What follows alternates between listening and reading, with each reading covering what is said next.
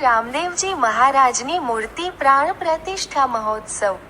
આણંદ જિલ્લો અને ઉમરેઠ તાલુકાના સૈયદપુરા ગામમાં શ્રી રામદેવજી મહારાજની મૂર્તિ પ્રાણ પ્રતિષ્ઠાની ઉજવણી કરવામાં આવેલ, જેમાં તારીખ 14 માર્ચ 26 સૈયદપુરા ગામમાં રામદેવ પીરની ભવ્ય નગર યાત્રાનું આયોજન કરેલ હતું.